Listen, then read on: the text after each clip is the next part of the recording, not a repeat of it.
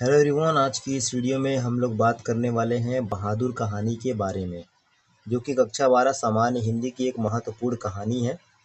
जो लोग भी क्लास 12 हिंदी से हैं, यूपी बोर्ड 2027 की तैयारी कर रहे हैं, तो ये वीडियो उनके लिए बहुत खास है। तो ये कहानी जो है बहादुर कहानी, ये बहुत ही महत्वपूर्ण कहानी है। तो इस कहानी को हम लोग बहुत ही सिंपल से बहुत ही आसान भाषा में समझेंगे, ठीक है। तो वीडियो में बने रहिएगा लास्ट तक, और वीडियो अच्छी लगेगी तो वीडियो को लाइक करके चैनल को सब्सक्राइब जरूर करिएगा। तो चलिए कहानी को शुरू करते हैं। बहादुर जो है, दिल बहादुर, ठीक है, ध्यान से सुनिएगा कहानी को।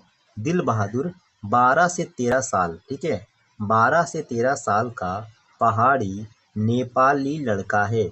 जो बहादुर है, ये जो हमारी कहानी है बहादुर, तो बहादुर जो है, दिल बहादुर 12 से 13 साल का पहाड़ी नेपाली लड़का है, ठीक है।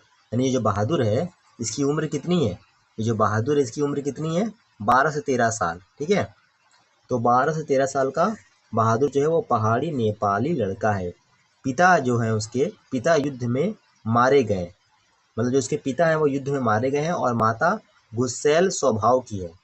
जो बहादुर की माँ है वो बहुत गुस्सैल स्वभाव की है, और जो उसके पिता हैं वो युद्ध में मारे गए हैं। माँ की मार के कारण भागकर एक मध्यम वर्गीय परिवार में नौकरी कर ली। यानी जो बहादुर होता है वो माँ की मार के कारण भागकर एक मध्यम वर्गीय परिवार में नौकरी कर लेता है, ठीक है। यानी जो उसकी माँ होती हैं वो बहुत गुस्सैल स्वभाव की होती हैं, वो बहुत उसे मारती हैं, पीटती हैं।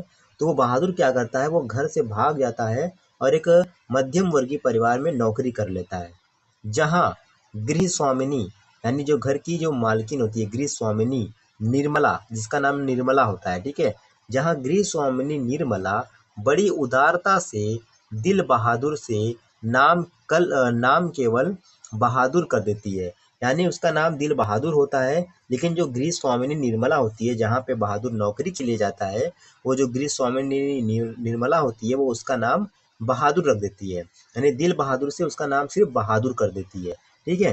तो इतनी बात आप लोग को समझ में आ गई। आगे बढ़ते हैं।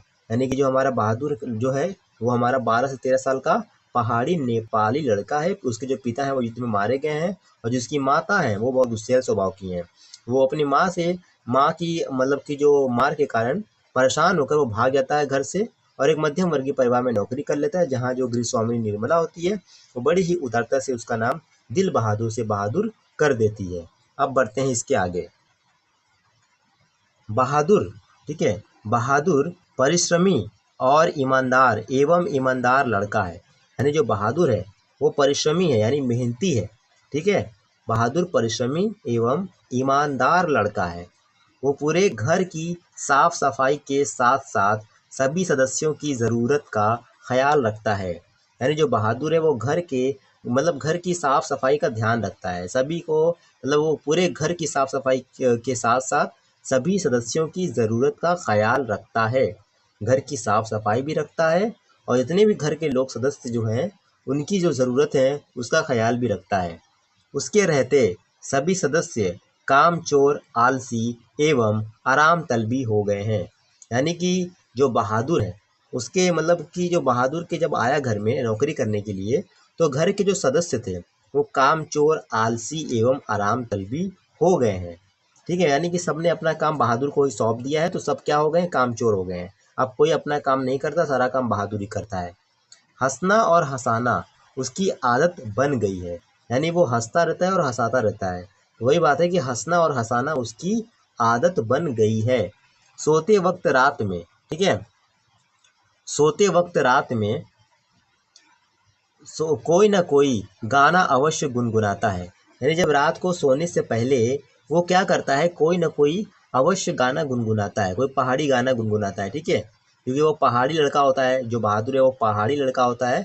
तो वो क्या करता है, रात को सोते वक्त रात में कोई ना कोई गाना अवश्य गुनगुनाता है, ठीक है। उसके बाद आगे बढ़ते हैं। आगे हमारी कहानी है कि शान शौकत एवं रौब से रहने वाला किशोर निर्मला का बड़ा लड़का है। जो किशोर है वो कौन है? जो किशोर है वो निर्मला का बड़ा लड़का है।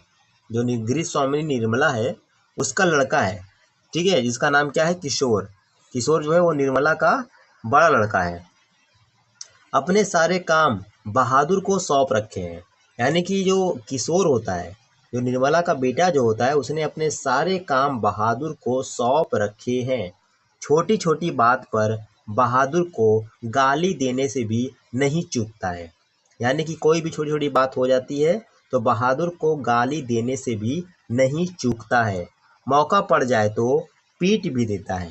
यानी जो जो किशोर होता है वो बहादुर को गाली देने से भी नहीं चूकता है और मौका पड़ जाए तो पीट भी देता है। बहादुर पिटाई पाकर भी बहुत देर कोने में खड़ा हो जाता है। यानी जो बहादुर होता है जब वो पिटाई खा लेता है तो पिटाई पाकर भी वो बहुत देर तक कोने में खड़ा हो जाता है। फिर वैसे ही सारे काम शुरू कर देता है, जैसा वो काम करता है पहले वैसे ही सारे काम शुरू कर देता है। एक दिन किशोर ने उसे सूअर का बच्चा कह दिया। ठीक है, जो किशोर होता है, निर्मला का जो बेटा होता है, शरारती बेटा, उसने बहादुर को सूअर का बच्चा कह दिया, जिसके जिससे उसके स्वाभिमान को ठेस पहुंची। जो बहादुर होता है उसके स्वाभिमान को ठेस पहुंची। किशोर का काम करने से मना कर दिया। जो बहादुर होता है वो क्या करता है, वो किशोर का काम करने से मना कर देता है। पूछने पर उत्तर दिया, जब घर घर वालों ने पूछा कि बहादुर तुम किशोर का काम क्यों नहीं कर रहे हो, तो वो पूछने पर उत्तर देता है कि बाबूजी, भैया ने मेरे बाप को क्यों लाकर खड़ा कर दिया। ठीक है, इतना कहकर वो रो पड़ा। यानी जो बहादुर होता है, जब बाबूजी ने उससे पूछा कि तुम किशोर का काम क्यों नहीं कर रहे हो, मना क्यों कर रहे हो, तो बहादुर ने कहा कि कि बाबूजी, भैया ने मेरे बाप को क्यों लाकर खड़ा कर दिया।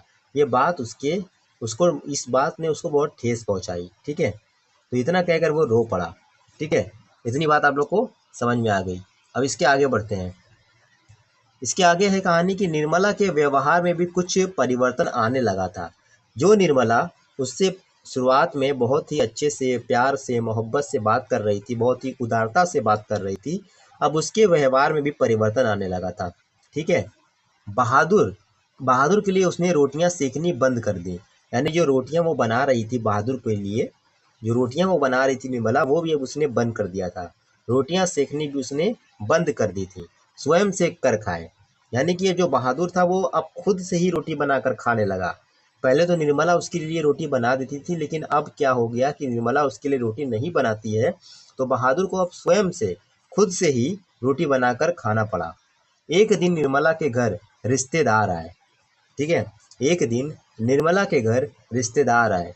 उन्होंने चाय नाश्ते के दौरान 11 रुपए चोरी होने की बात की।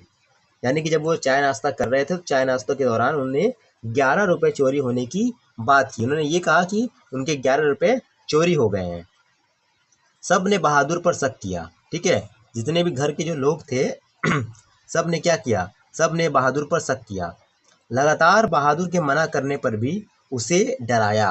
यानी जो घर के बाकी लोग थे, मतलब कि जब बहादुर ने मना किया कि उसने पैसे नहीं लिए हैं, तो सभी ने उसे डराया, धमकाया, पीटा भी। ठीक है, क्योंकि बहादुर पर इल्ज़ाम झूठा था, उसने भी पीटा। उसने किसने? निर्मला ने।